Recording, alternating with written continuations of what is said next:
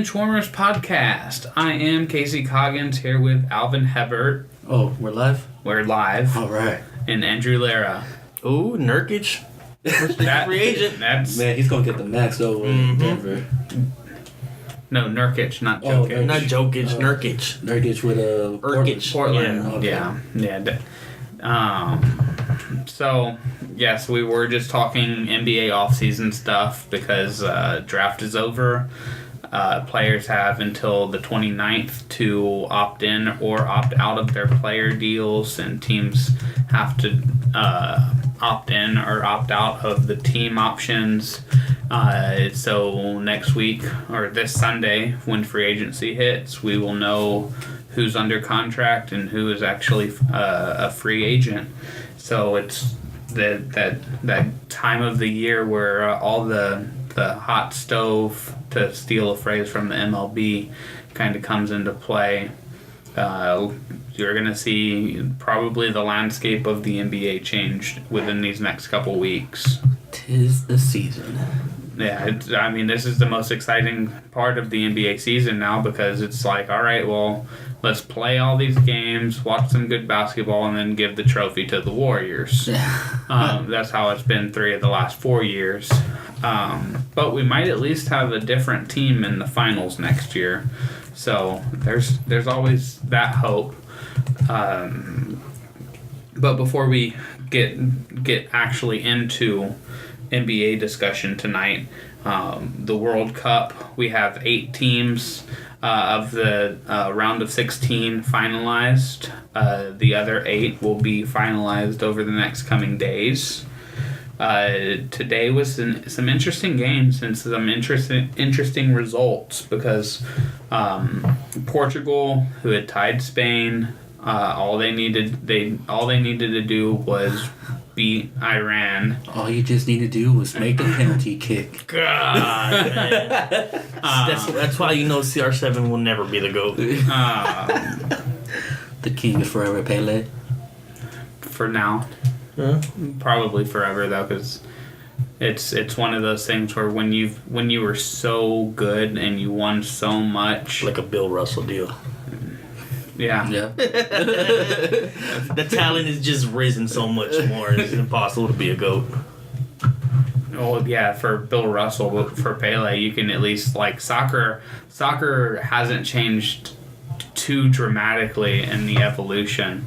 No, but not so much the evolution, but I'm talking about just the overall talent. Like the nations, individual players strive to be better and better. Yeah. The nations now, they got 3 or 4 actual stars on their squads now. Like in basketball, you need to be more than just tall and black to be great. When back then, that's all you needed. Yeah. I just need that tall, athletic black man. But Portugal, they gave up the penalty kick on what I think was a good call with the handball, because the guy's arm was away from his body, and it hit it in the box. Where the Iran striker headed the ball down and caused that to happen, and it was such a good penalty kick. Then they tied it up there, and they almost scored a second one, which would have knocked Portugal out completely, which would have been ridiculous. And because they had a chance in the 91st minute, yes, and he just kicked it right into the side of the net. The Portuguese goal today. Imagine if both Argentina and Portugal missed the limit. The 16. Yeah, it would have been nice. They showed the Portugal results, because this is only the 4th time that Portugal has ever made it out of the group stages. Yeah. In 2006, which was I believe Ronaldo's first year as a Portugal national team member, they got 4th place. Then they missed it in 2010, and in 2014 they lost in the round of 16. That's what I said, man. With Portugal, it's like CR7 or bust. there's like good talent around him, but they're not like nowhere near the level. He got carried today. Yeah, today. Yeah, he did. I mean, he should have. They could have had a red card too with the elbow of the guy's face away from the ball. If they got that red card, it would have been done. They would have been out. Yeah, it would have been. It would have been tough. I mean, the red card would have come before the penalty kick happened and all the other chances that Iran happened. So you don't know how the game would have played out. Maybe they don't stretch as far. They hold the ball better. Certain things like that. Spain almost lost to Morocco, which would have knocked them out, I think. Morocco's they've been playing good in every game though. It's just been losing. Was it two draws, right? Or 2 losses, 1 draw. That's what I was saying. Is that whole group B was 1 win for 3 teams, 2 draws for 2 teams. Yeah, it was like it seems like you would think you see the 4 teams, you see Spain, Portugal, Iran, and Morocco, and you're like, oh, Spain and Portugal are going to run away with this. Until you see how good Morocco actually is, and how good and technically sound Iran is. Like they held their own against both Spain and Portugal. Iran surprised me for sure. And I mean, they have a player whose nickname is the Iranian Messi. Yeah. One team that I will have to say impressed. And got to give some props to Andrew is Russia, because they came down to earth today, but shit, man, they were on fire those first 2 games. Yeah, Uruguay.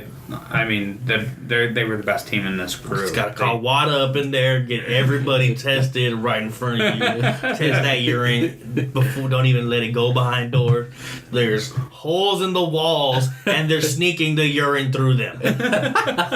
Y'all are laughing, but that's what happened. They have piping that feeds through all the walls, and I'm telling you, watch it. It's like you're saying bank, when you're in a drive-through at the bank and you put the little canister in the chute and it goes and it shoots. You think this is a joke, but this is some fucking Bond type shit. They were doing it. I'm telling you, watch Icarus. You laugh at it because it's like, oh, it's conspiracy theory. No.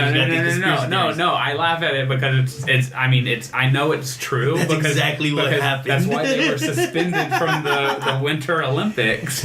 Like it's all true. But it's one of those things where like the more elaborate you like say the details of it, which are all true. Like the more ridiculous Olympic it sounds. Espionage. Yeah, the more you go into detail about what actually happened, the more people are like, there's no way that they did that. So you mean after the doctors left, they moved the cabinet to reveal the hole? When they go into swapping the urine, they got the James Bond theme song going when they fucking Mission Impossible. That's exactly it, man. I'm telling you, y'all need to watch it, and your mind's gonna be blown. Like, wait, what? They did that? Yes, they did. And on top of that, Putin picked up the tab. Yeah, he sure did. So, out of that group, Russia and Uruguay advanced. Russia now plays Spain. Yes, Russia plays Spain in the round of 16, which, from the way Russia looked, that's going to be a pretty good matchup, I think. Oh, well, they're going to be without Smolnov, right? Because he got the 2 yellows today? 2 yellows. I think... Do they not wipe away from group stage to round of 16? I don't know that. That I'm not 100% sure. We'll have to see how that plays out. Because I thought that was the case, and then in the knockout stages, it goes back to yellows or... at some point, yellows wipe away and you kind of reset. France... they advanced. They still have a game to play, but they have the 6 points in their group. They've looked really good at times. Their first game, they looked like they were kind of getting accustomed to the World Cup pressure because they do have a decently young team, an inexperienced team. But they've handled their business. Croatia advanced in Group D. Who saw that? Croatia, Nigeria. Nigeria hasn't. Well, I picked Nigeria to get second in the group. I didn't see Croatia being as good as they were because they just completely outclassed Argentina. Like, so did Iceland. But that game against Croatia, that was just like. No, Iceland didn't outclass Argentina. Argentina had like an off night. Like that was that Argentina's had an off tournament. Well, Croatia definitely saw the holes and took advantage of the holes, which penetrated them too. Which was the inserting goals. Yeah, and which was the defense. They in the first goal of that match, Croatia just sent the ball forward, and the defender couldn't win the ball, which made another defender, I can't remember which defenders they are, have to help. Who gets the ball, kicks it back to the goalie, who tries to hit a little chip pass over the defender instead of just booting the ball downfield and gives it right to the Croatian. Just clear the ball. That's your job. Clear the ball. And once that goal happened, they showed Messi's face, and he's so dejected. And that's kind of how Argentina's looked. Is they just look so defeated on the field. There's not that energy that you see from a lot of these teams. It's I always see in sports that you can almost see the energy level of the team, and those teams typically win. That's one of the things that I always said about the Thunder against the Spurs, is the Spurs were so based off of the system. They were going to pass the ball here, set the screen here, we're going to do this.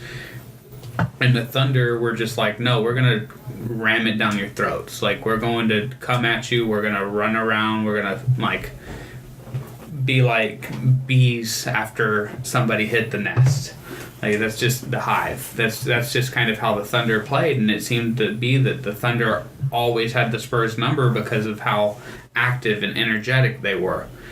The talent, they had the two top talents, but the rest of the team wasn't as good as the Spurs as a whole. But because they were young, lengthy and athletic, and they just flew around the court, the Spurs system and the way the style of the Spurs ball just seemed to not match up well with it. And that's how, looking at soccer matches, I see teams where their strikers are pressing forward and making the defenders have to make passes that they're not used to making. And those defenders oftentimes make a mistake, give the ball away at midfield, and now you have a counterattack. And that's how, Nigeria, you see Nigeria play that way, where, all of their guys push up on people with the ball. They don't let the defenders or the midfielders just kind of, they pressure, though. Yeah, they don't sit. And that's what I see Argentina is. Argentina looks so lackadaisical out there that they're just going to sit back and even in their attacks, they're not gunning up the pitch. No. In order for Argentina to reach that round of 16, they need to beat Nigeria and for Iceland to lose or draw. Yes. So they need to win for sure. Iceland needs settle for a draw. Argentina needs to put it on Nigeria. If I don't know if it matters if the head-to-head. I don't know if that's the first tiebreak. I thought it was. If goal differential was the tiebreak, the first tiebreak, because if it's goal differential, Argentina and Iceland can both win, and Argentina has to win by two more than Iceland. Mm-hmm. Because I believe if Argentina only scores one more goal than Iceland, Iceland will advance on goals scored. Mm-hmm. They're tied on goals scored. It'll depend how Iceland plays. Goal differential, Iceland has them by 1. Goals scored, goals for is they're what both did tied at Iceland 1. do against? Because they didn't score against Nigeria. So, Yeah. So Yeah, Nigeria gave Argentina. So gift what right there. what is after goals scored? What's the tiebreaker after that? goals against Goals against which would be Argentina would lose yeah. because that Croatia. because they're Unless yeah. because they have their- Unless there's one more goal against fucking Iceland. that and Iceland this is just all gets these one are all the shot. games Yeah. tomorrow. Tomorrow you have Iceland, Croatia at 1, and Nigeria and Argentina at 1. So they're gonna be playing those games at the same time. So it's not like Argentina can sit there and watch what Croatia and Iceland do, because Croatia I think is going to play the subs and to make sure that nobody gets hurt going into the round of they're gonna play it 16. Well, yeah, make sure they So- fit for the. So Iceland has a very good shot at winning, and Argentina With their has fucking claps. Viking That's clap. that's so cool. Doom, doom, ah. I was like, oh my god, I'm an Iceland fan. That's what the Vikings do. The Minnesota Vikings. Man, nobody fans. watches the fucking the Vikings. skull clap. Skull. No. No. It's more better when Iceland does it. Yeah. Yeah, because it seems national thing. It seems more real. Nobody gives a fuck about Minnesota. Yeah, I got family up there, man. Fuck the Vikings. And you don't even give a fuck about Minnesota. I don't give a fuck. Minnesota. Man, my cousin got based out there in Minnesota, and he was all like, "You gonna come out here?" Like, nah. Hard pass. Can you tell me what the temperature is? Yeah, you should come out for the winter. Nah. How about you walk outside and tell me if you really think that? Are you able to go to work today? What's there to do in Minnesota? We're just shit on everybody in Minnesota. Just the mall. There's nothing to do in Minnesota. You so- listen to underground rap, just indie rap in Minneapolis. That's it. What does Minnesota have? Indie rap in Minneapolis. Minnesota's just gonna rip us a fucking asshole. Don't they have like 10,000 lakes? That means that's a lot of fucking 1,000 lakes. I yeah, believe. some shit like that. Yeah. The number that nobody cares about.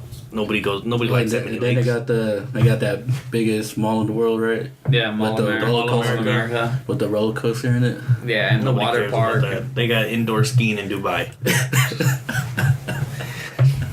Who cares about roller coaster inside? So we're going to Dubai.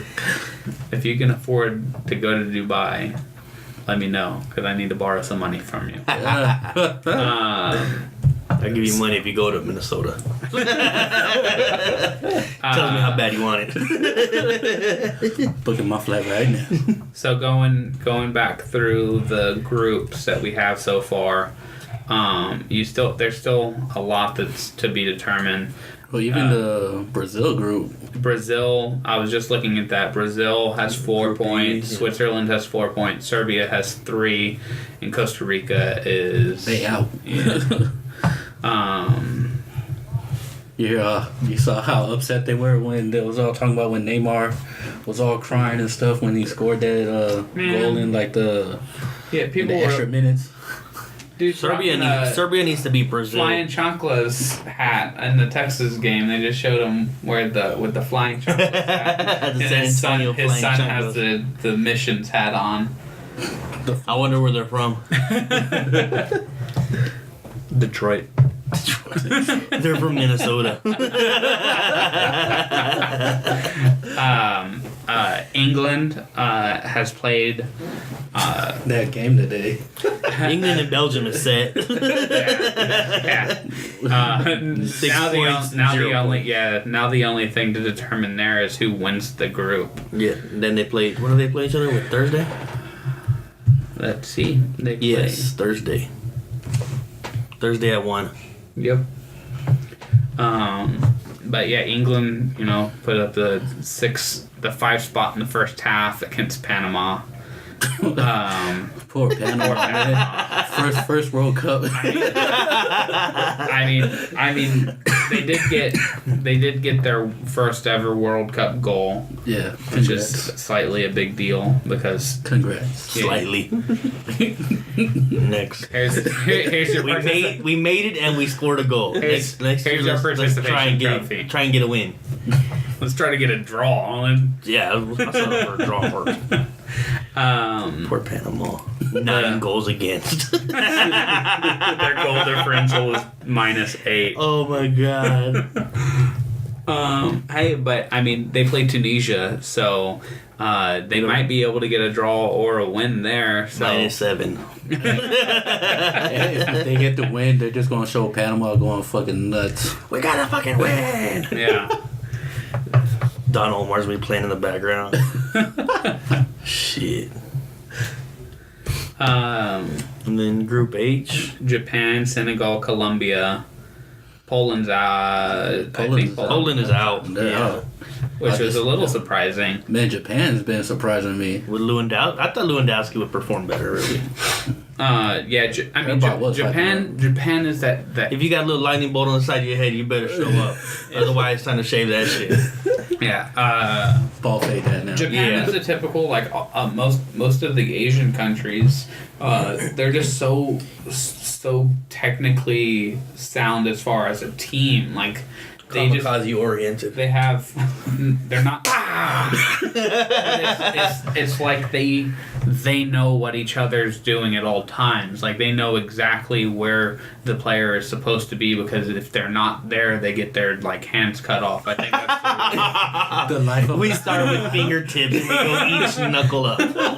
Oh shit! the life of the samurai. They put an insert for the goalie's pinky because that's completely gone. I mean, Colombia, I thought was going to win that group. I expected more from them. for Yeah, had Japan. James Rodriguez. Man, when I heard the announcer say James, I was like, did he just call him hummus? And my uncle goes, his friends call him chickpea. God damn it!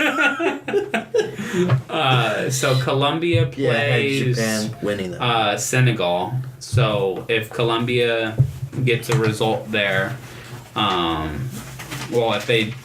if they draw, Senegal advances. If Colombia wins, it'll come down to Japan and Poland. So I'm feeling Senegal. I don't know why. Yeah, Senegal. I'm fucking rooting for Senegal. Yeah, I mean, I picked Colombia to win the group, Senegal to come in second, so I need Poland to win and Colombia to win. I had Japan and Colombia. But yeah, I'm going. I was like, Senegal, they won my heart. I think I had Senegal winning that. Nobody asked. Oh, I'm sorry. We're past that. Oh, okay. Go back to Minnesota. Welcome to Minnesota. Minnesota. Yeah, man. I feel like we skipped Peru. Brazil, no. Mexico and Group Germany. F. Yeah, the Yeah, Mexico-Germany group, which Germany plays... South Korea. They do play Korea, right? I'm not crazy. Yeah, thinking Mexico that. and Sweden. Yeah. So, you know, if Mexico really wants to That's stick it to Saturday, the yeah. Germans, they'll just tank and let Sweden win That's not Saturday. by like 6-0. In the machine now. So yeah, the rest of these, it's definitely all coming down to their last games, and it's like not only do some teams have to win, but they have to win by Oh shit, they play Wednesday. a good They gotta win by like amount. 2 or 3. Yeah. Yeah. Or, you know, some teams can play for the draw and advance that way. Like, again, Senegal, if they draw, they advance. If Japan draws, They advanced too, right? Well, they still advance. It would depend on if Colombia wins. So if Colombia wins and Japan draws, it's Colombia and Japan. Those games are played tomorrow? Those No, games Thursday. Thursday. Oh, Thursday. So these next 3 days are going to be some intense soccer. So I'm looking forward to it, and I hope that I really hope Argentina can pull it out. I just have a feeling that they're not going to. Not even with player/coach Messi. I just feel like Messi's folding under the pressure. It kind of seems. I mean, if you want to base it on the penalty kick that he missed, then Well, just that, and even like the national anthem presence, comparing him to not comparing them, but looking at the way he, like during the national anthem, and looking at Neymar, because Neymar was under a lot of pressure too. Neymar's not nearly under as much pressure. I don't know about that. That's Brazil. Yeah. He's added. No. Neymar's under a lot of pressure just from Brazilians. Yeah. Messi's under pressure from the entire soccer community. I don't know about that. Because Neymar has hyped himself so much. He said that he's probably what I've been saying is so. Neymar saying, "Don't forget about me." Well, so he's putting himself up there, and he still showed up. But this, the thing is that Messi gets into a conversation. People put him in a conversation with the Maradonas, the Peles. Like, can he be the greatest of all time? And then you have Neymar and Ronaldo saying, Are they? Oh no! Are they? They put them in a category as like, are they as good as Messi is right now? They don't even talk about Ronaldo in the Pele conversation. They don't talk about Neymar in the Pele conversation. No, they don't. They put themselves in that conversation. Well, Ronaldo's in the same conversation with Messi, like, for how many years now? Like, right, but that's the thing is, but when they talk about like greatest of all time, they don't ever. I haven't heard many, if at all, a conversation about Ronaldo being the greatest of all time. Just because he's not the original Ronaldo. I think that's honestly why that is. That probably doesn't help, and Neymar is not the original great Brazilian soccer player. He's just another great Brazilian soccer player. Yeah, he's probably factory. Honestly, I wouldn't even say he's the best player on their team. Pumping them out, man. Brazil, yeah. I think Marcelo is the best Brazilian soccer player in the world because that dude is nuts. You think Marcelo is the best? I don't know about that. I'll go Neymar. Neymar has all the flash, all the speed, all the goals. He's the face. He's the front man. He's a rock star. That's why he's wearing number 10. Yeah.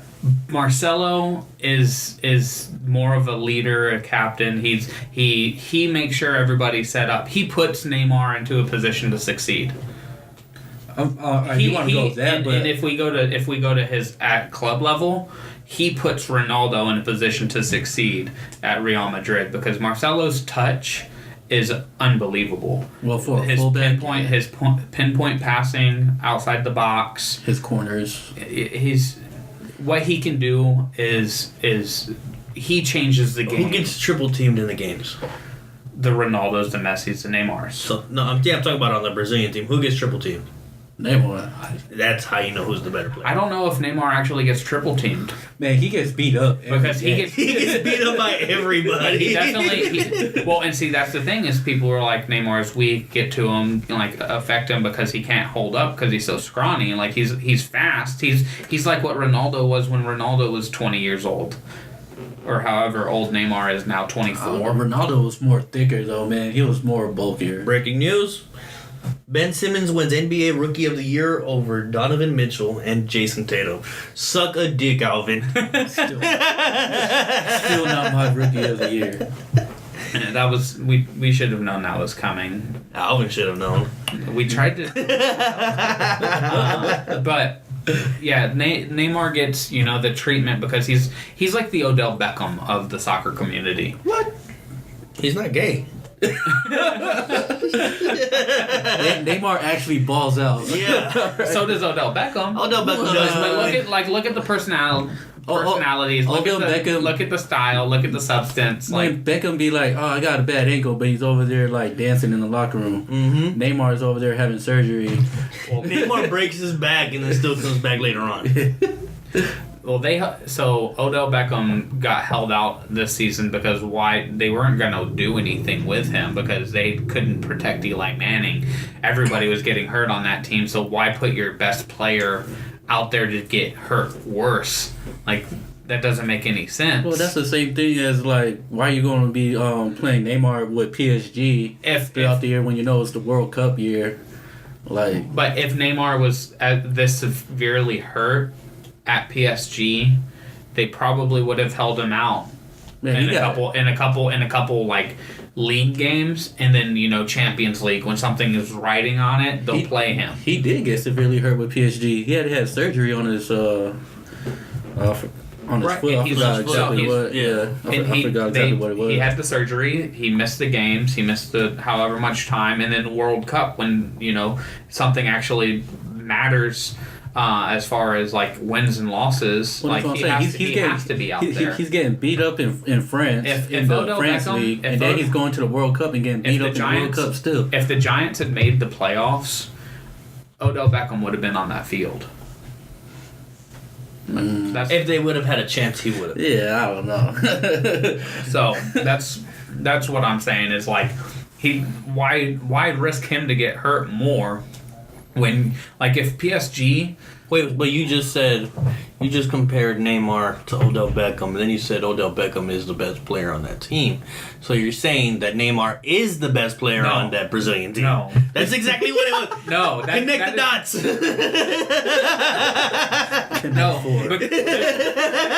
That's what you just... Just because Odell Beckham's the best player on the Giants team doesn't mean that there aren't better players than Odell Beckham. But he is the best player on that team. Right, but Neymar just like Neymar is the best player on that Brazilian team. That is not the correlation that I was making. You just stumbled upon it, which is great. I mean, I'm cool with that. Neymar's not gay, but they're essentially the same person. In the way they play, and that's what I'm saying is like they're flashy. Yes, they play. Yes, and they're flashy off the field. And they just happen to be the best players on their team. Marcelo's better than Neymar. What? I like Marcelo. Now to be fair, dang.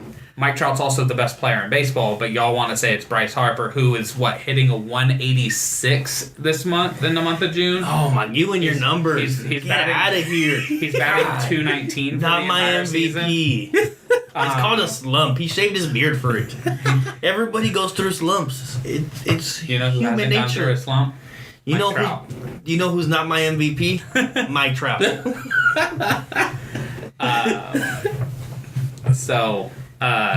Who's been in more playoffs, Bryce Harper or Mike Trout? Bryce Harper. He plays on a better team.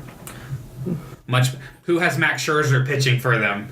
Who is Gio Gonzalez pitching for them? But he only pitches one day. Who is Daniel every five games? Yeah, every 5 games. Yeah. And Bryce Harper is out there every day, just like Mike Trout, except when Mike Trout gets hurt. Mike Trout broken nails, got to sit out again. He's DHing. I believe Bryce Harper's missed more games in their career than Mike Trout has. Mike Trout misses seasons at a time. That probably could be true. Bryce Harper's been hurt a lot too. Yeah, he has. Earlier in his career. That's why. Mike Trout's not my MVP.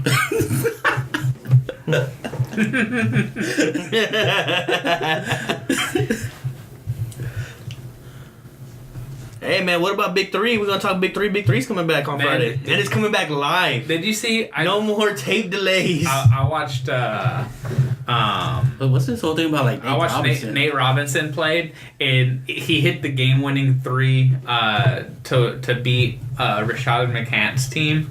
McCants walked out wearing like a Joker mask and like some like Wonder Woman bracelet and like in this big uniform, and so Nate Robinson hits the 3 and he walks over to where McCants' bench is and he grabs the Joker mask and they like almost get into a big fight. And I was watching this on Highly Questionable earlier today. And they show Nate Robinson after the game, and they're asking him, like, why'd you take the Joker's mask? And he's like, he's trying to talk all this shit and blah, blah, blah. And then he comes out and doesn't do shit and doesn't win. And you don't deserve this mask. Nate Robinson's stat line, 3 points. That one made basket. And 1 assist. What was this about Nate Robinson blaming the NBA for being depressed? Yeah, so he was talking about Larry Brown and playing for Larry Brown and how Larry Brown verbally harassed him and basically like made him depressed. Yeah. I got verbally assaulted by a 86-year-old man. I mean, just because you're small like a woman don't mean you gotta act like a woman. Like you're a two-time slam dunk champion. Uh-huh. I'm depressed. This 86-year-old man. Yeah, you be blaming old people for that. Not to say that depression isn't real. Depression is real. If you're ever having thoughts, reach out. Right. But you can't be like, don't be pointing fingers about it. Yeah, you can't like blame somebody for saying because the way they talk to you is what made you depressed. Like, what the fuck is that? Yeah, man. I don't know anymore. All in the fields. So I wanted to pull this up really quick. Oh God, he's not my MVP. So I'm taking out the 2011 year. I told you. Which was because it gives Trout 40 more games. Because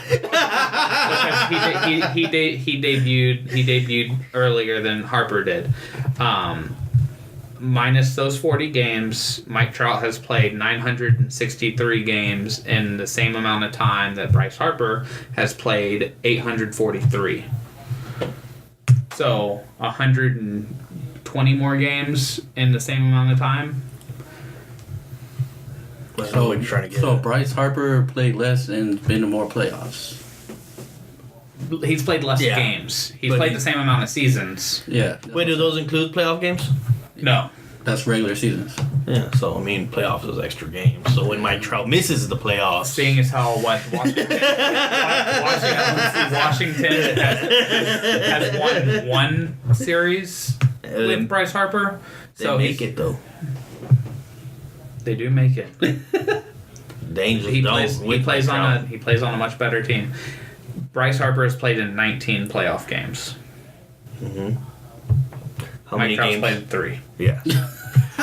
So that's what 16 more games. And that was matter in 2004.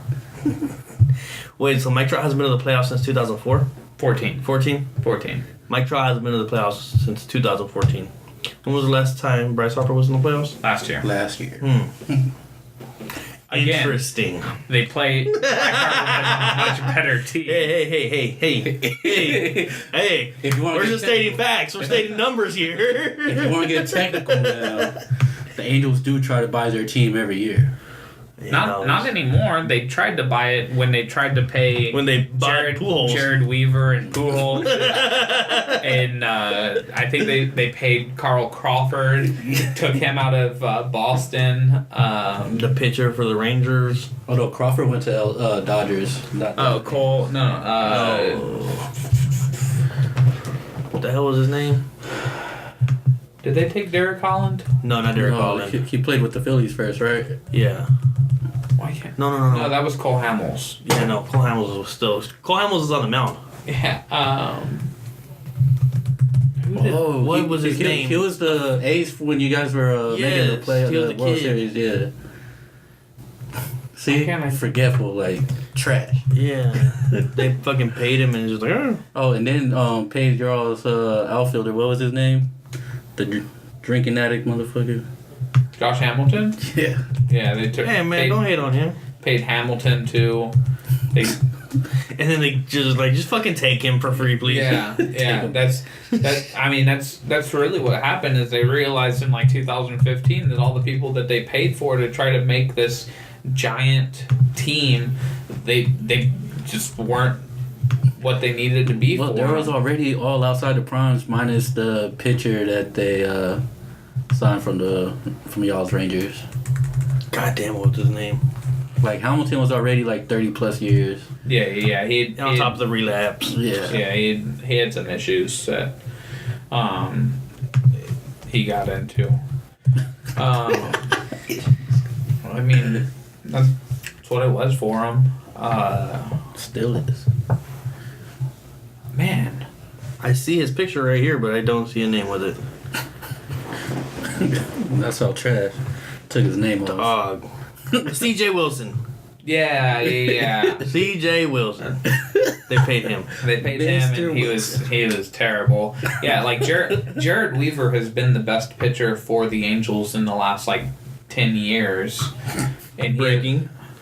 Rudy Gobert, Defensive Player of the Year. Yeah. Saw that coming. Y'all were calling out for Embiid.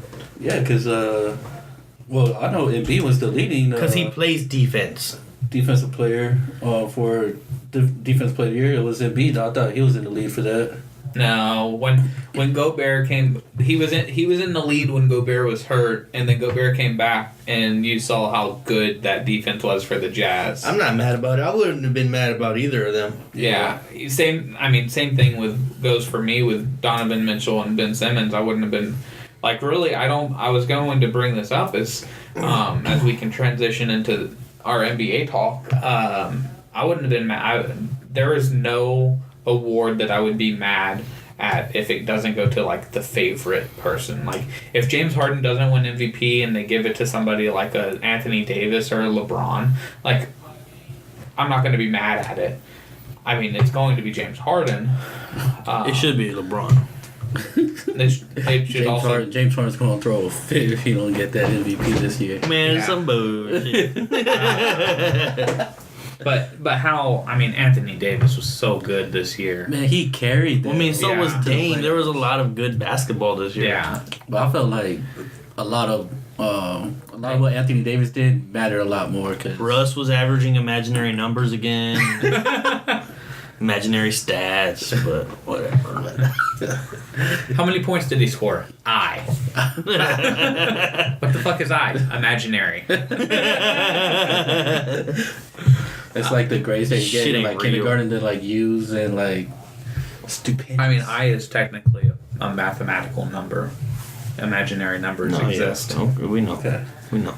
We don't need a math lesson. Thank you. Thank you, teacher. Is like coach of the year, like it wouldn't have mattered if it was D'Antoni or Casey or Stevens or Pop, Snyder or Pop or anybody but Steve Kerr. pretty much. Jesus. There's no coaching that fucking team. You don't get coach of the year for just sitting around. He proved it that there is because he allowed the players to do the coaching Exactly. one day. And look how that turned out. Pop does that all the time. Pop does do that. Pop intentionally gets ejected to go to dinner. Oh, now it's intentionally getting. Hey, I got a dinner date. Oh, that's real. That there were like he actually was like, yeah, I got shit to do. That he's really done that. He's done that. It's real. Pop's a G, man. Yeah, Pop doesn't care. He's like, Ettore can take over for this. Like, but yeah, he calls. He says he's making up for the fucking. How many times do you first see and third quarter interviews? How many times do you see Pop walk out onto the court, talk to his assistant coaches, and you look back at the bench and Manu's standing up, telling everybody what they need to be doing? Well, I mean, I know, like, the Tony. coaches all huddle up while the players go to the bench and everything like that. So, of course, players are going to be talking amongst each other and everything. But there's a difference between, like, hey, you missed your man here, whereas Manu's like, hey, coming out of this timeout, let's run this play. Like, so you'll see, I mean, he doesn't grab the clipboard other than in, like, preseason games. Well, that's what I was saying. The players for the Warriors actually had the clipboard in their hand, but drawing up plays. The reason for that Steve Kerr did that was like I needed to have another message. Like I needed somebody to get through to the players because after so many times of telling them that they need to run faster and jump higher. Like they're going to be like, all right, we don't want to listen to you, coach. You've been telling me all this for the entire time. So we just clarified that he does coach as the Warriors, actually. He actually does, yes. But there's a difference of getting people as far as chemistry goes to get along. Like that's all he's doing. He's babysitting. What? He's babysitting. He's not coaching them to be better players. He's coaching them to. He's trying to make them care. Like that was this year for the Warriors in its entirety is how can I make you care about the game?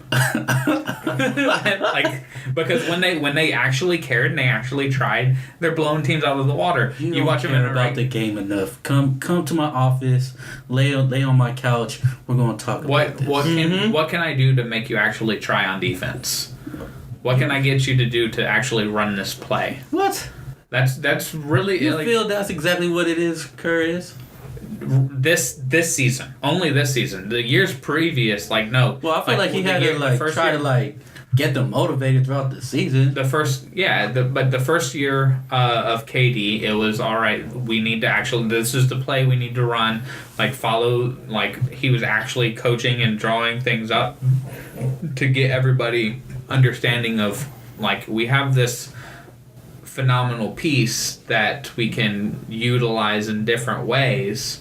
How can we actually make this fit into our system to be the best team that we can be? And so last year, he had to coach like the game a lot more than this year when he needed to coach the character. And Phil Jackson, he was the same way. Phil Jackson had to coach the character more times than he had to coach the game. Because I don't know if you know this, but Phil Jackson had an assistant coach almost his entire coaching career named Tex Winter, who's the inventor of the triangle offense. Tex Winter coached the offense. Phil Jackson coached the person. He tried to make them understand like life. That's why he's a Zen master. Is like he had to keep Kobe from like going ball hog central for a long time. Like throw the ball down in the shack. Pass the ball, Kobe. Yeah, run the offense. Triangle. So that's why like this year Steve Kerr didn't like if he won it.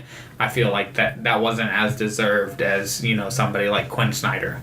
I think Quinn Snyder did a better coaching job this year than Steve Kerr did. But I think we all expected to go to Dwayne Casey, right? Yes. You put Dwayne Casey as your coach of the year when we did this. I did, but I wasn't like. I wasn't like. I'm not sticking with it. I'm the one who put D'Antoni down. Y'all gave me shit for putting D'Antoni down. Because his numbers is always inflated. Mm-hmm. Because he gets swept by LeBron. That's not anything to hang your head down for. Because who else beats LeBron in the East? Not the Raptors, that's for Not nobody. Not nobody. The last team to beat him in a playoff series in the East was KG, Ray Allen, and Paul Pierce. That's because Paul Pierce was not afraid of LeBron James. He was like... And that's how you play LeBron. That's how you beat LeBron James, is you play him without fear. Ask Giannis. He went mano-a-mano with LeBron James, man. Like, the truth. Yeah, that was like reminiscent of the Dominique Larry Bird showdown.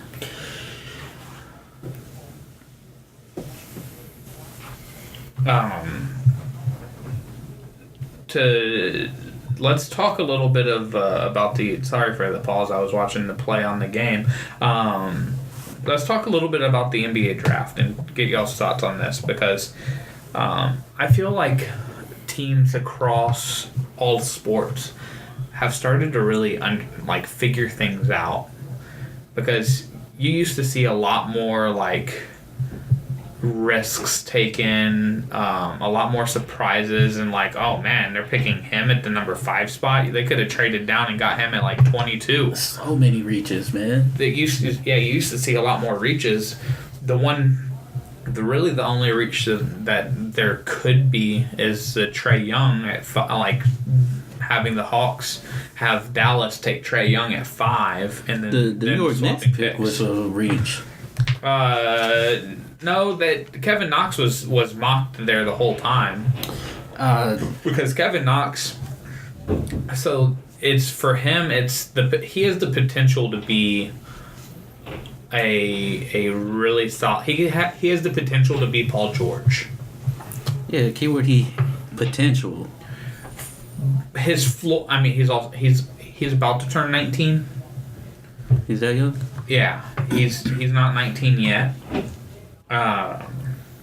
So he's like, I don't think nobody's denying his potential. 6'8", 6'9", has a good stroke from outside. Had played pretty good defense for Kentucky. I think the problem with it is, we don't actually know how good of a player he is because when you play for Kentucky and you're not like the star player for Kentucky, you don't see as much out of somebody. This year's Kentucky team, while they were mighty talented, didn't have the same big name prospects as the years previous, where you saw the Boogie Cousins, Kentucky, the Anthony Davis, the Karl Anthony Towns, John Wall, Eric Bledsoe, like all these big names that Kentucky had. Like Kevin Knox wasn't that guy, but Kevin Knox was still a really good player, and that he is a really good prospect. To pair him alongside Frank Ntilikina and Porzingis, like that's a good foundation. I don't know. I feel like there was other names on the board that I feel like could have been a lot better at that spot. But at the same time, it's like what you need. You can't. Yeah, but they need a point guard. You have to take that. No, they have their point guard. They just drafted him. You have to give these times to develop. Frank Ntilikina. I don't see it. He's had 1 year. He's had 1 year. Did you see it in Rajon Rondo his rookie year? We'll see, man. We'll see. I mean, there are the people, the Spurs fans who are like, man, we need to get rid of DeJounte. DeJounte's can't be the point guard of the future because he can't shoot beyond 12 feet. And while I agree that he can't shoot beyond 12 feet, like all the things that he can do other than shoot, like he does really well. He's a good rebounder. He's a good passer. He's a good ball handler, and he's a tremendous defender. So, like, you give the point guard room to grow. The Knicks probably make the playoffs if Porzingis doesn't go down. Yeah. And then you probably have a different thought process of who this point guard is that you probably haven't watched a whole lot of games. And while I can admittedly say I didn't watch a whole lot of games, when you have a rookie point guard, it's a developing, it's a learning process. You have to operate the learning curve well. And so Kevin Knox can come into a situation where he doesn't have to be a star right away. He doesn't have to go for 20 and 8 a night for the Knicks to win. He just has to be serviceable as a rookie. I don't know. Just don't shit the bed. I'm just saying, Mikal Bridges was sitting there. He's also 5 years older or something like that. 4 years older than that's the thing is that's a long time. That's the difference of Kawhi to LeBron right now. I don't know. That's the difference of age of Kawhi to LeBron. My thing was you got Mikal Bridges sitting there and you pass him up for Knox. It goes to what your plan what is. The Knicks fans were saying. No, that was Michael Porter. They wanted Michael Porter. Well, did you hear what Adam Silver called out his name? Yeah, you heard a lot of boos. well, he was even surprised when he said, Did I say the wrong name? Mikal Bridges is plug and play right away. More polished. Right. But the Knicks' plan right now is not to win a championship this year. Nobody knows their plan. Yeah. Their owner doesn't even know it's their plan. It's like the secret recipe. He works his plan around his touring schedule. That's true. It's like the secret recipe for the Krabby Patty. Everybody's trying to figure it out. Not everybody. One Plankton. Ultimately, nobody cares, but Plankton does. Plankton's obsessed. He's trying to make money, though. Yeah, well, he's got to do something. But they're thinking, 3 or 4 years from now, who's going to be the better player? And all odds put to Kevin Knox. Because 3-4 years from now, you know what? Kevin Knox is going to be the same age that Mikal Bridges is right now. Mikal Bridges had 4 years at Villanova to learn under a good coach, Jay Wright. Exactly. Play with guys like Jalen Brunson and making all Archie the more Donacchio. reason to pick him at 9. Mikal Bridges right now, yes, would have been a great pick, but that's why I'm saying if the plan was to win now, it would have been stupid for them to pick Kevin Knox over Mikal Bridges. But if the plan is to, in 3-4 years, when Porzingis is in his full physical prime, and we have another couple of years to really round out our roster, if Kevin Knox turns out to be the player that he can be, him and Porzingis are going to be formidable. If Porzingis even decides to stay, but like I said, I'm not knocking on Knox's Porzingis already potential. pissed off with the organization. Exactly. Like I'm I not got rid of Phil. like I'm not saying knocking his potential. I'm just saying there was somebody else sitting there that's like more polished and stuff instead Right. of trying to groom another young talent. But that's like you already have a superstar, like put somebody there. That's why the top 10, if you look at the top 10 picks, how many upperclassmen were picked in the top 10? I believe 0. I don't know.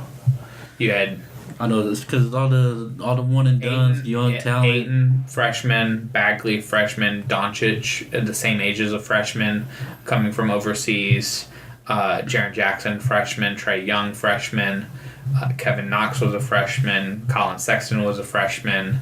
I can't think of who the 6th pick was. I don't recall. But I think 9 of the 10 first picks were all freshmen. 6 picks was Mo Bamba. Yeah, Mo Bamba to Orlando. And so it's, you don't pick in that spot for now. You unless you happen to have traded into a spot like Boston wouldn't have needed to pick for the future. They could pick for now, and they could take a guy like Mikal Bridges. They could take a senior, ready, groomed in his and like had built his muscle, like just the way that the body naturally grows from like 18 to 25 years old. Well, that's what they did. They selected that. I forget his name, but like already like a good defensive talent and all that. You know, they took grabbed the boards and Robert Williams. Yeah, and right. They took Robert Williams. I'll have to look up his name for sure, but you know, he plays defense. He's known for protecting the rim and grabbing rebounds. So like, they did that. Like, they got somebody that's already suited and groomed to what they want to do. It's based off of. Like, what is the plan here? And for, like I said, for the Knicks, it's not win this year. That's just not how it can be. It's just to give the city a playoff run. You know what I mean? Like, you just give them some kind of hope that something's gonna happen. Yeah. The one. You're just asking them to like just wait. Like, I know like it's what the 76ers did with the process and everything like that, but I mean, you're the New York Knicks, man. Like, the fans are hungry for something now. They're hungry, but the Knicks. I think the Knicks booed Porzingis because he was foreign, and there was I can't think of who was picked after him. But they booed because they didn't know him because he's not from here. Yeah. They booed Kevin Knox because they saw Michael Porter there, and they're like, well, Michael Porter's the better player. While I agree with that, you don't know if you're going to get Michael Porter for a season, 10 seasons, a game. Like, you don't know what you're getting with him. Yeah, I wouldn't have taken a chance on him at 9. Well, the Nuggets, when did they pick him up? Probably like a couple of picks after that, right? It wasn't. Yeah, the 14. He was the last pick of the lottery. Yeah. Yep. And the one pick that I did see that I think was kind of a reach was Washington picking Troy Brown. Yeah. That was when, you know, the next pick was Zaire Smith. Mm-hmm. And then... So are you telling me that Bradley Beal and John Wall is out? Not end, but that kind of makes it seem like they might be trying to... Start a rebuild process? They might try to move one of those guys. It's basically putting a fire under their ass. Honestly, I think my favorite pick, for comical reasons, Grayson Allen going to Utah. Man, when I saw that, I was all for real. what I believe is a very sneaky pick is Mo Wagner being taken. I believe the Lakers have him. Yeah. Yep. Which is I 25. think that was a really good pick. I personally, the Celtics did take Robert Williams, who is an unbelievable athlete. He had some off the court issues, and if they do end up losing Aaron Baines, like he's somebody to pair with Al Horford, and he can jump out the building. But to me, I see him as a DeAndre Jordan type player. Like that's pretty much all you're going to have him doing is rebounding, setting screens, and blocking shots. Whereas what I would have liked to see them do is take Amari Spellman, who is he's a little smaller than Robert Williams, but if you watched him in the tournament, he was killing teams from three. He was a smart defender. He's decently athletic, and you could have him being groomed by a player that he plays like an Al Horford, and so you can have two Al Horfords. And you know what they say: two Horfords are better than one. No, of course. That's what they say. That's what they're saying now. Like I just saw the per 40 minutes for Omari Spellman was 16.6 points and 13 rebounds per 40 minutes if you stretch it out. The Spurs, we have to discuss their two picks. While it would have been nice for them to just be like, you know what, screw it, let's do something un-Spursian and like trade the 14th pick and like Kawhi and then like make a big splash and try to get up in the draft and get somebody like Doncic and or Bagley or one of those big name guys.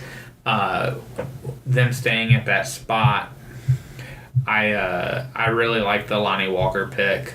He could have been picked in the lottery. He was Jonathan Gavonis from Draft Express, one of the big draft gurus, had him as his 10th ranked prospect. Mm-hmm. And we got him at 18. He's 6'5" with an almost 7-foot wingspan. And he's like 6'10" with his hair. Yeah. I got 6'4", 196. Yeah. Was that through what, ESPN? Yeah. That's been. I think I saw something on the draft saying he was 6'5". On here it says 6'5" on one other side too. That shoe's giving the extra inch. Yeah. Or the hair. I mean, Wikipedia has him at 6'5", 205. And you know what they say about Wikipedia too. It's never wrong. That's right. They put LeBron Facts. James as the owner of the Toronto Raptors. All facts. It's the LeBronto Raptors. Doesn't Tom Brady own the Falcons? So, Tom Brady owns a lot of teams. Yeah, that's fucking true. NBA Draft.net on the little short rundown where it says like birthday and position and stuff, it says height 6'5", weight 195, and then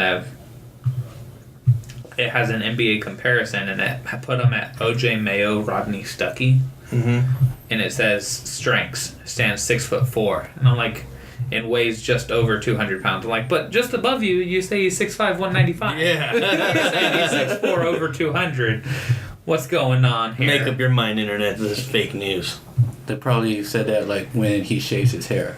But I mean, the Spurs are like what I was saying. Like for teams, what is their plan? The Spurs' plan is to always compete at a high level and try to win a championship.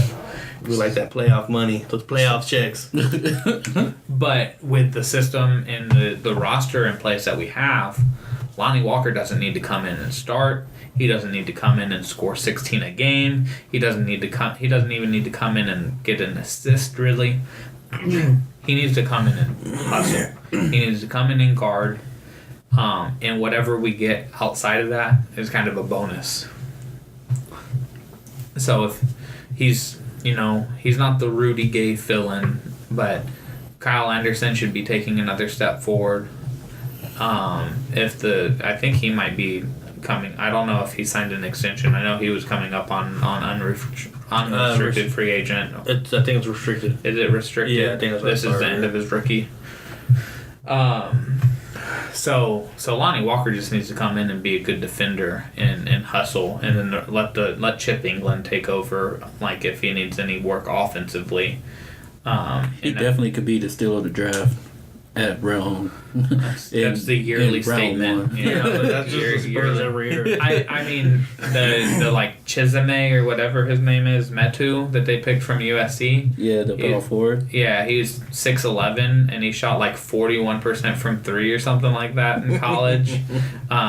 So he can be kind of a stretch 4, stretch 5 type player. And 222, so he got some kind of bulk to him. But like I said earlier to y'all, it would surprise me to see him play in an NBA game.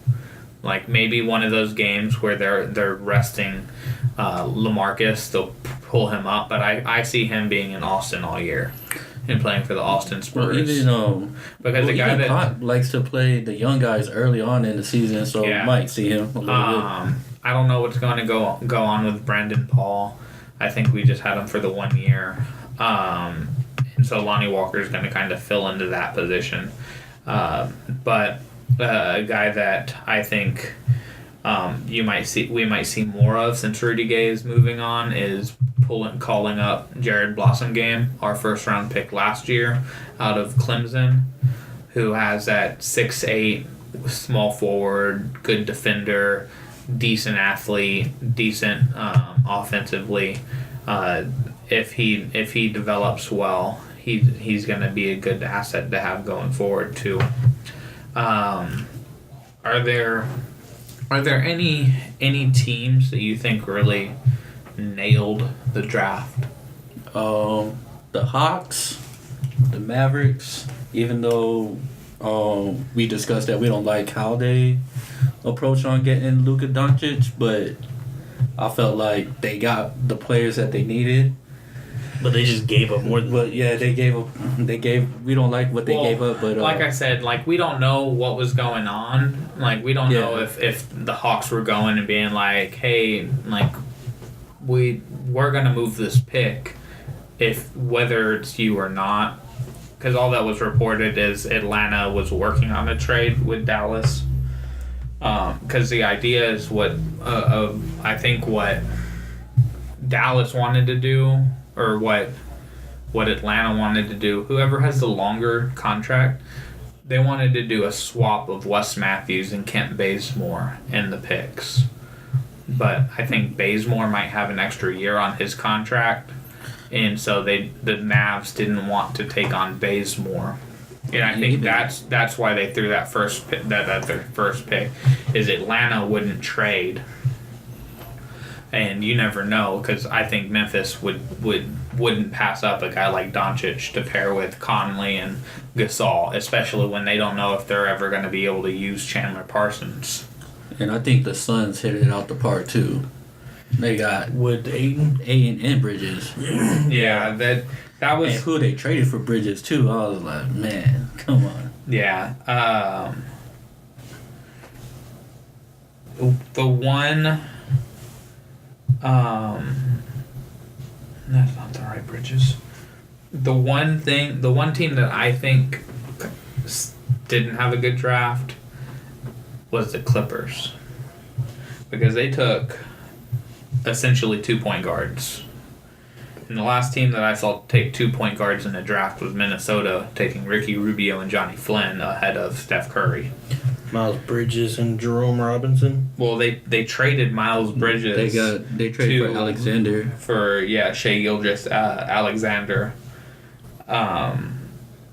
Because I think Miles Bridges might have been like my favorite player in this draft because of what he's able to do because he can be kind of that Draymond. He's that Draymond Green type Michigan State player. Yeah. Where he's like 6'7", 240. Yep.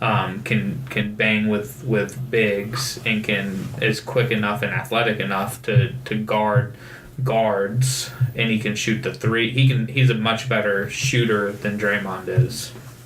Well, I didn't like this. I didn't like what the 76ers did. Definitely didn't like what the Wizards did.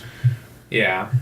I was a little... That was the one disappointing thing to me was what Philly... I thought, man, when they took Mikal Bridges, I was like, that's such a good pick. Yeah. Not only for fit, because the fit was amazing, because he can come in and help you win now, and you have Ben Simmons. He can shoot, he can defend, so Ben Simmons doesn't have to defend the best player. And you already know Simmons is not going to shoot the ball. Right. Yeah. But he went to Villanova, who play their home games in the 76ers arena, and his mom is the vice president of HR for the Sixers. Like It's a nepotism thing. Everything fit. Like there was no downside to that pick. Sorry, and then no family members working in the same company. Right. and then they traded Mikal Bridges to the Suns for Zaire Smith, Who can't shoot the ball. He's not a terrible shooter, But you had a way better shooter in Bridges compared to Zaire Smith. but yes, from what it says is that Zaire Smith posted the lowest usage rate of any college player that was projected to be drafted. So he doesn't create much offense for himself. Ball handling skills are unrefined. And he measured just 6'2" and 3/4 without shoes. So I don't think that was... I mean, to be fair to the Sixers, they use T.J. McConnell as like one of their main point guards. And Zaire Smith can be a better T.J. McConnell. I think we can all that's a fair statement to say. Yeah. But there were some... Towards the end of the draft was when it got weird. Because then also, not only did they trade for Zaire Smith, they drafted Landry Shamet out of Wichita State, who's a point guard. So they... Shamet can shoot, at least, so he can be a better shooter. And he's 6'5", so that works out. But they took two guards to pair with Ben Simmons instead of just taking Mikal Bridges and sticking with that pick. All in all, I think Denver, if Michael Porter Jr. can stay healthy, it would not surprise me to see them as a top 4 seed in the West in the playoffs next year. If he doesn't miss a season. But that's the if. If Michael Porter doesn't play, they'll probably still make the playoffs because, Paul Millsap missed a decent chunk of the season. And they're only going to get better with Millsap, Jokic, Murray, Jamal Murray. Like all these guys have another year to play with each other, and some of them have are now in another year of NBA play. So they're only going to get better. So I was trying to figure out what teams drop out of the playoffs, what teams jump into the playoffs. It wouldn't surprise me to see Portland drop out of the playoffs next year. They had a decent draft, though. I mean, I wasn't mad what they did. I really like Damian Lillard, and I really like McCollum. You think them as a talent is not going to cut it, right? I think they're going to probably move one of them. And then we'll see. Like we'll see who they can move, and they did draft 2 shooting guards. So. And what they can do with it. But they're probably dropping out Oklahoma City. Like it wouldn't surprise me to see them drop out. The Pelicans, I think, depending on some of their moves, because that's the whole thing. Is it's hard to say because of how different these teams could look. Because like if the Lakers land LeBron in PG-13, they're making the playoffs.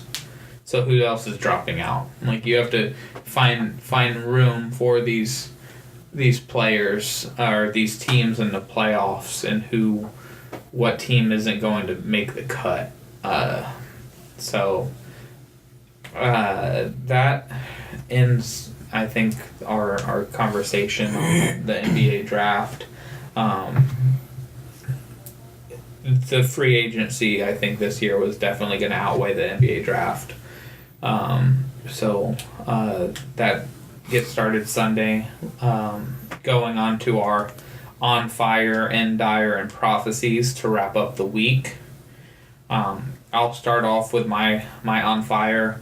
I put the VAR in the World Cup. That is my fire, because it's tennis is the best replay system because they have the spot shot where it's like, okay, I'm going to challenge it, and they just zoom in on it. They make it a little more theatrical than it needs to be because they like start from the top of the stadium and they zoom in on it, and you have all the fans like slow clap to fast clap when they're gonna reveal was it in or out. But it's super quick. It doesn't interrupt play because it's in between points. Other sports obviously can't do that, but the VAR has been so good. I think they've gotten a lot of calls right. It hasn't really interrupted play all that much. You don't have like the ref is kind of play continues, the ref is going, and then that's when the air kind of his headphone says, "Hey, you need to look at that," and so the next dead ball he'll look at it and grant it. On the penalty kick in the Iran game today, it was. The play had stopped,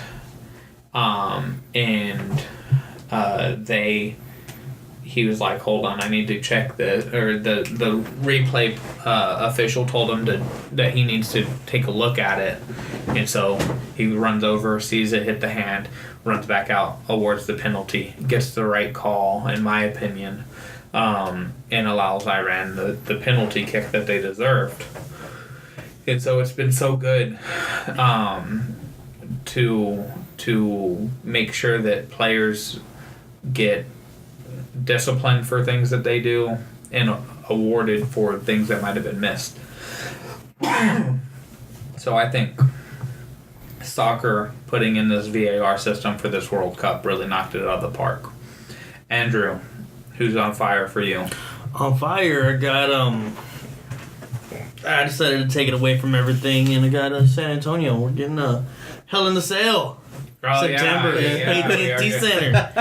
I thought you were going to say we're getting a professional football team. Headlined by Roman Reigns versus Kevin Owens and AJ Styles versus Samoa Joe. So I know we don't really talk much wrestling or at all, but that's pretty cool. I mean, I'm a fan of WWE. WWE loves San Antonio. And San Antonio loves WWE. Definitely.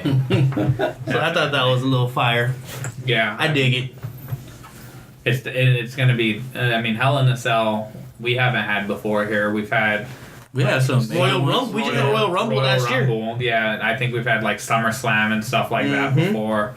It's always fun to see a pay-per-view in San Antonio. We didn't do WrestleMania. WrestleMania was in Dallas. I think WrestleMania recently was in Texas. It was in Houston, I think. Yeah, Houston or Dallas. Yeah. I know it's been in Dallas in Jerry World. Yeah. Oh, yeah, that's when they had, like, Mick Foley, HBK, and Steve Austin come out. Yep. Yeah, exactly. And that little... So, Alvin, on to you for your fire. My fire is, again, giving a nod to Drew. Mexico, I did have them coming out the group, but I didn't think they'll be playing as good as they are right now. Their counterattack is just too lethal for these teams right now. They get the ball, and those wingers, they're on go mode every time. And to see Chicharito get that goal. Score that goal. And I think so did Vela. He got one too. It was Vela, right? Yeah. Get that 2-1 game over South Korea. Yeah. So, and then Human Son, that bend on that outside kick with the left foot. Like, Yeah. Bruh. I was just like, can't do nothing about it. Yeah, and Mexico. But for them to come out like number one in the group with Germany in there, like, I don't think number one is assured. well, yeah, but I think But now they're going to come out. Likely, yes. And to clarify it, yes, it was in the AT&T Stadium in 2016. And and then it was in Houston in 2009. So those were the only. Talking about WrestleMania? Yeah. And then it was in Houston in 2001. So those are the only times it's been in Texas this millennium. Alvin, follow up with your Dyer. Sticking with World Cup again. Argentina, Messi. Total disappointment in this World Cup.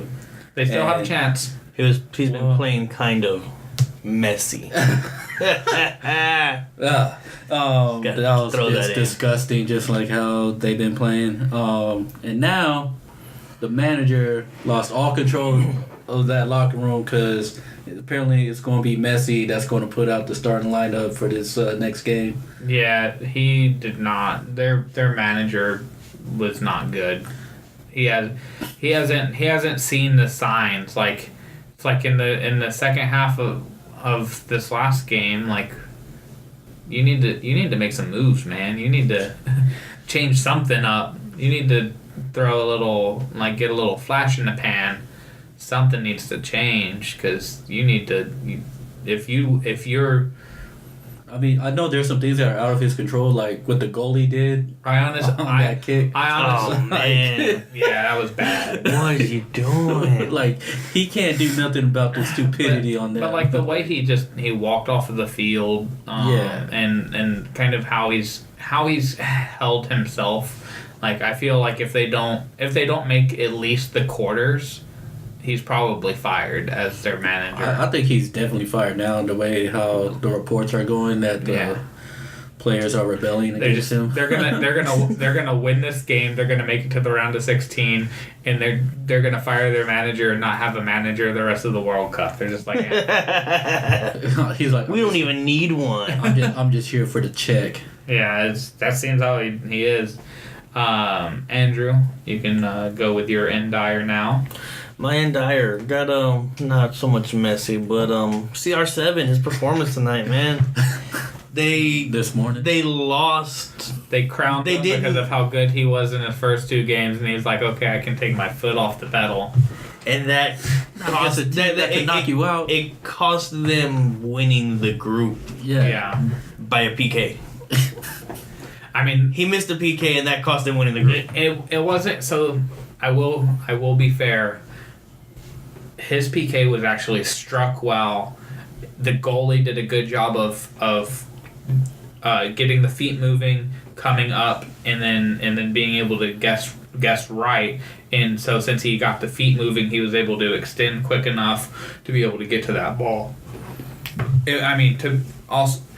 Ronaldo didn't strike it like the way he typically does because he rockets it to the top right or top left corner. But I mean, it wasn't like Messi's PK because Messi's PK, it looked like he barely kicked the ball.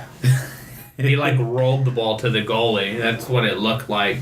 So I mean, the goalie did a really good job, but the elbowing the guy's face, the getting frustrated, he kind of caught the lucky break that another teammate scored for him. Was it Charisma? I think it was. Yeah. And that goal was gorgeous. That was the best goal of the World Cup. That top left corner. So? Oh, he was coming across the box, and it was terrible form. Like it's not the way you would want to kick it, but I guess he's a right-footed player, so he kicks it on the outside of his right foot, with his right foot facing the goal, and bends it into the top left corner. It was phenomenal. It It was like if Coutinho's goal from the first game, if he had struck it with the outside of his left foot instead of striking it with his right foot. So that's the same kind of trajectory and location that it would have been. But that was. There's been quite a few pretty goals in this World Cup. There have been 18 penalties in this World Cup alone, which ties the record for most penalties in a World Cup. Damn. We're not out of group stages. But this also comes down with that VAR. Yeah. I mean, exactly. That's coming down more too. Yeah. Which I think the VAR actually is only granted it's granted 6 penalties. That's a lot of penalties. But without those 6, it's still 12 penalties, and we're not even halfway through advancing people. They're still we're halfway through. Yeah, well, we still have 1, 2, 3, 4, 5, 6, 7. We still have 8 more games to be played. Yeah.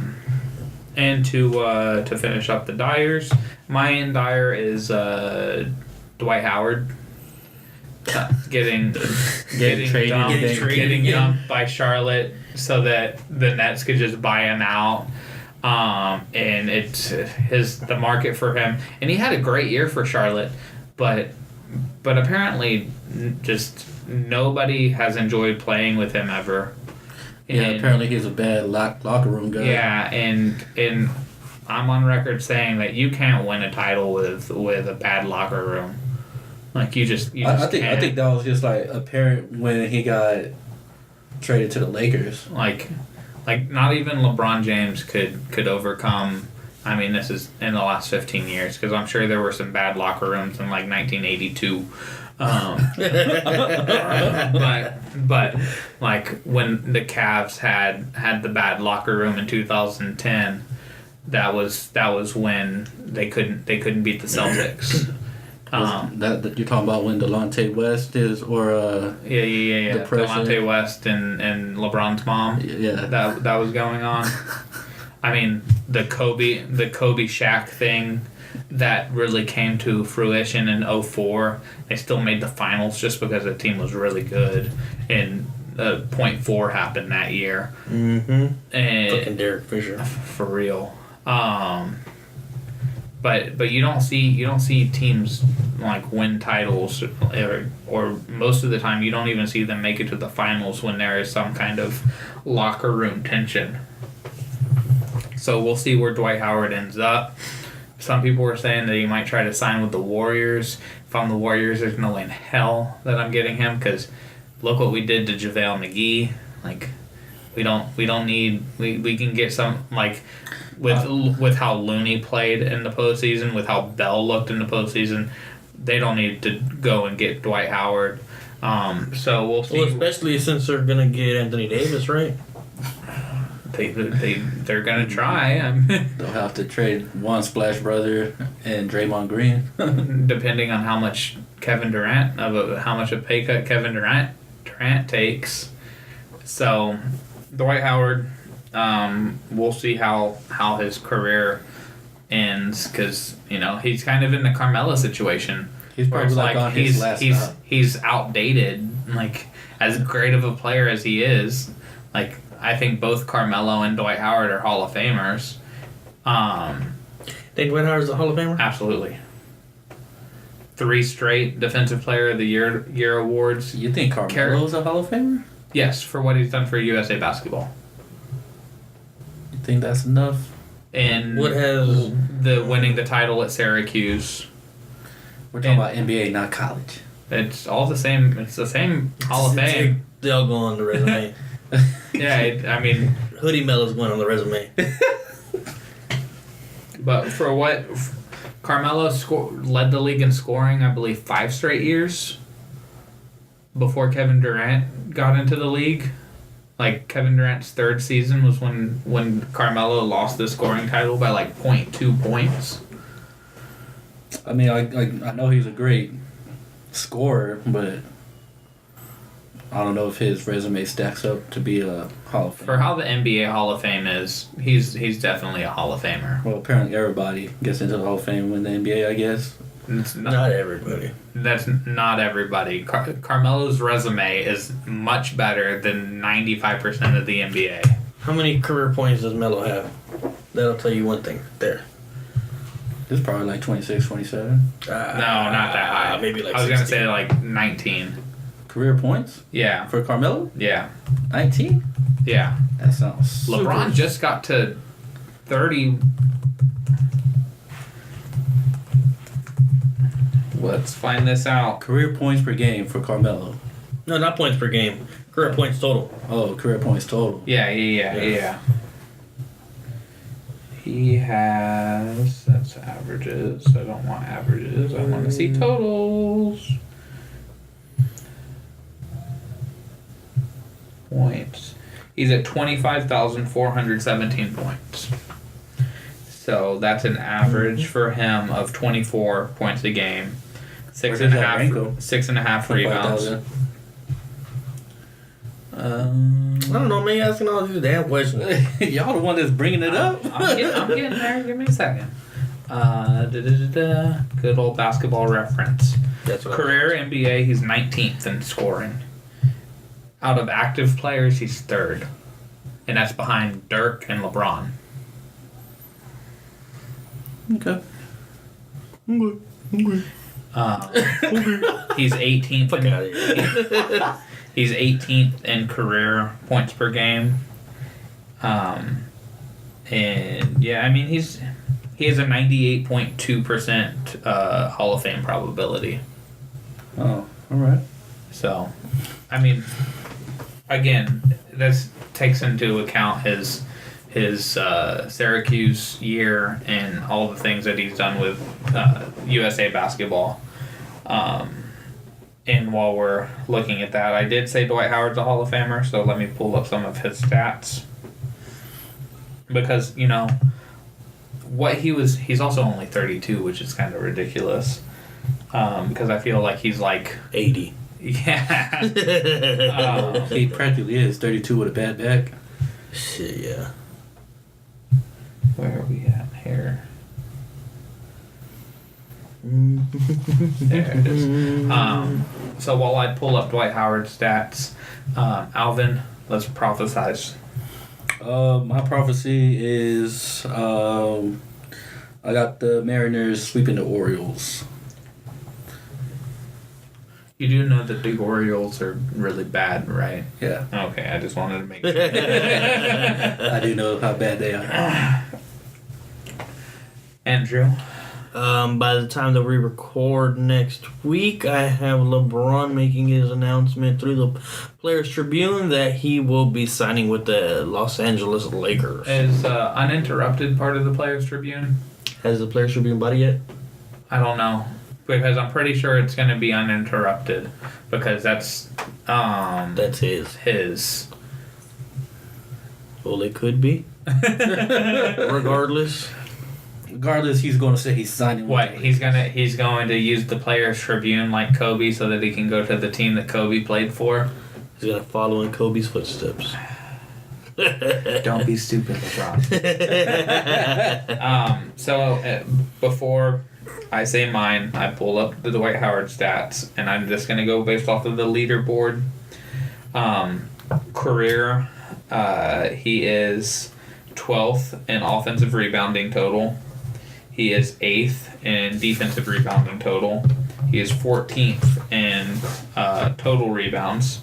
He's 17th in blocks. He is 4th in field goal percentage. He's probably like a Mike Trout fan. And he's 14th in rebounds per game. So his defensive numbers, his first 6 years in the league, people were saying who's the greatest defender of all time, Dennis Rodman or Dwight Howard, because y'all remember how athletic he was. It was like Oh, it was a stronger David Robinson out there, like a higher jumping, stronger David Robinson, athletic wise.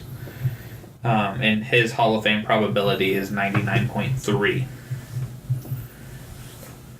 So, I do believe Dwight Howard and Carmelo are both going to end up in the Hall of Fame. If Tracy McGrady made the Hall of Fame, Carmelo Anthony is going to make the Hall of Fame. Like I said, everybody in the NBA makes the Hall of Fame. Tracy McGrady should have been in the Hall of Fame because, like, you think of the generations, like you think of. You get a signature shoe, you get into the Hall of Fame.